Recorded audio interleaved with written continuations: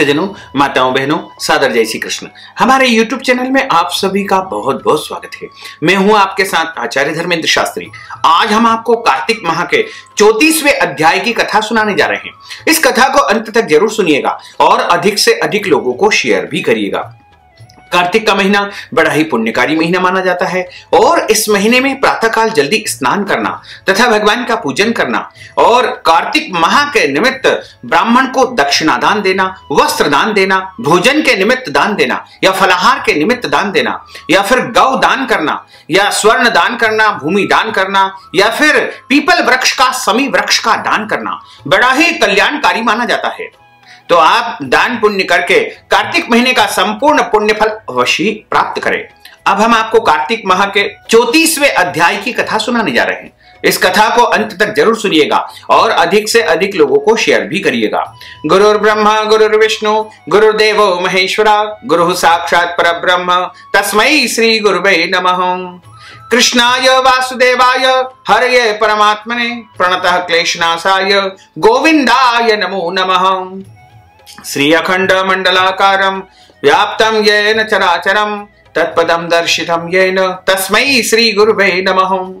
जय जय श्री राधा रमण, जय जय नवल किशोर, जय गोपी चित चोर प्रभु, जय जय माखन चोर। मात मेरी श्री राधिका, पिता मेरे घनश्याम, इन दोनों के चरणन में मेरा बारंबार प्रणाम, मेरा बारंबार प्रणाम, मेरा बारंबार प्रणाम। मोहिनी मूरत श्याम की वो मन रही समाय, जो मेहंदी के पात में लाली ही रही समाय। धन यौवन एक दिन उड़ जाएंगे जैसे उड़े कपूर, मन मूर्ख तू राम भज क्यों चाटे जगधूर। राम कृष्ण दो एक है अंतर नहीं निमेश, इनके नयन गंभीर है उनके चपल विशेष। बोलिए श्री वृंदावन बिहारी लाल की जय, गोपाल कृष्ण भगवान की जय, द्वारकाधीश भगवान की जय। सूत जी ने ऋषियों से कहा प्रसंग बखान, 34वें अध्याय पर दया करो भगवान।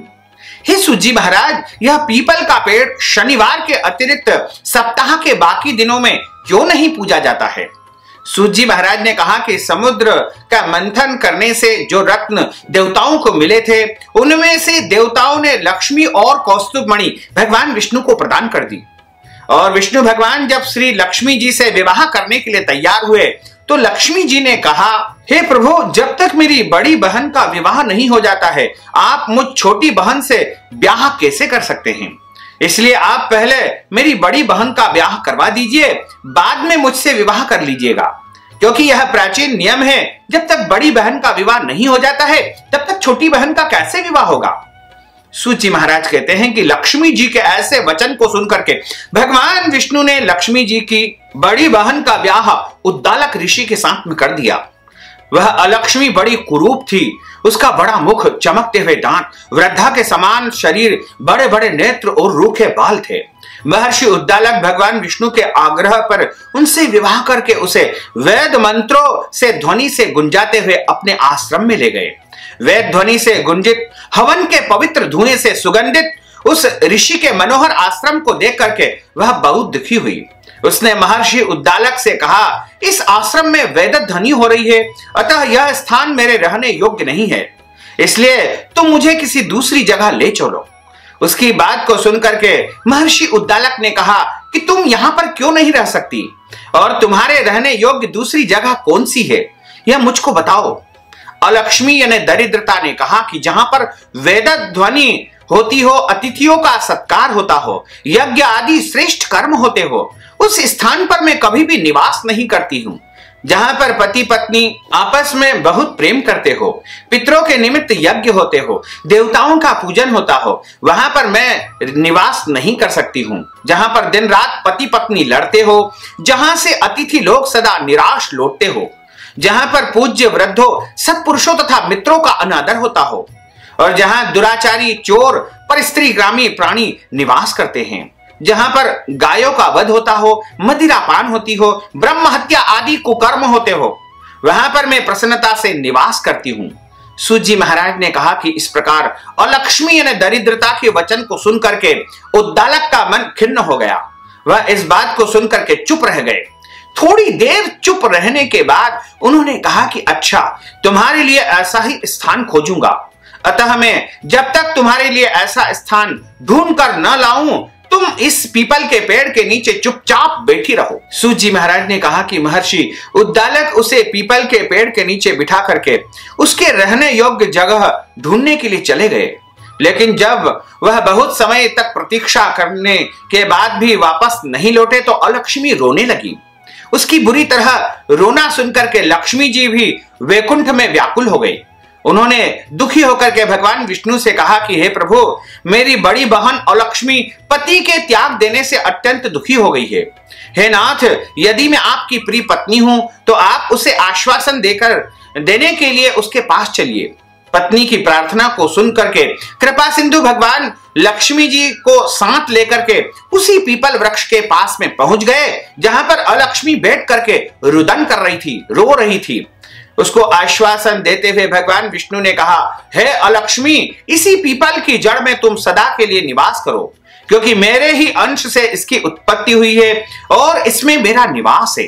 प्रतिवर्ष गृहस्थ लोग तुम्हारा पूजन करेंगे और उन्हीं के घर में तुम्हारी छोटी बहन निवास करती है। स्त्रियों को विविध प्रकार के उपहारों से तुम्हारी पूजा करनी चाहिए। मनुष्यों को चाहिए कि वह पुष्प, धूप, दीप, गंध आदि से तुम्हारी पूजा करे, तभी लक्ष्मी जी उन पर प्रसन्न होगी। सूत जी महाराज ने कहा कि भगवान श्री कृष्ण सत्यभामा तथा पृथु और नारद का संवाद तो आपने सुना दिया, जिसके सुनने से मनुष्य के सारे पाप नष्ट हो जाते हैं और उसे वैकुंठ की प्राप्ति होती है। अब तुमको पूछना हो तो पूछ सकते हो, मैं उसे विस्तार पूर्वक कहूंगा। सूत जी महाराज की बात को सुनकर के शौनकादि ऋषि थोड़ी देर तक प्रसन्न चित्त से वहां बैठे रहे। बाद में श्री बद्रीनारायण जी के दर्शन करने को चल दिए। जो प्राणी इस कथा को सुनता है और दूसरों को सुनाता है, वह इस संसार में संपूर्ण सुखों को प्राप्त कर लेता है। इस प्रकार कार्तिक माह के 34वें अध्याय की कथा यहाँ पर समाप्त होती है। बोलिए श्री वृंदावन बिहारी लाल की जय, गोपाल कृष्ण भगवान की जय। अच्युतम केशवम राम नारायणम कृष्ण दामोदरम वासुदेवम हरे, श्रीधरम माधवम गोपिका वल्लभम, श्री जानकी नायकम श्री रामचंद्रम भजे, जानकी मनोहरम सर्वलोक नायकम, श्री शंकरादि सेवितम पुण्य नाम कीर्तनम, श्री राम राम राम राम राम नाम तायकम, राम कृष्ण वासुदेवा भक्ति मुक्तिदायकम, राम कृष्ण वासुदेवा भक्ति मुक्तिदायकम, राम कृष्ण वासुदेवा भक्ति मुक्तिदायकम। बोलिए श्री वृंदावन बिहारी लाल की जय, गोपाल कृष्ण भगवान की जय, श्री राधे रानी सरकार की जय, श्री गिरिराज धरण की जय, श्री यमुने महारानी की जय, श्री वल्लभाधीश की जय, श्री गुसाई जी महाराज की जय। धर्म की जय हो, अधर्म का नाश हो, प्राणियों में सद्भावना हो, विश्व का कल्याण हो, सनातन धर्म की जय हो, गौ माता की जय हो, नगर बस्ती की जय हो, आज के आनंद की जय हो, कल के आनंद की जय हो, परसों के आनंद की जय हो, बरसों बरसों के आनंद की जय हो। नमः पार्वती पते, हर हर महादेव हर।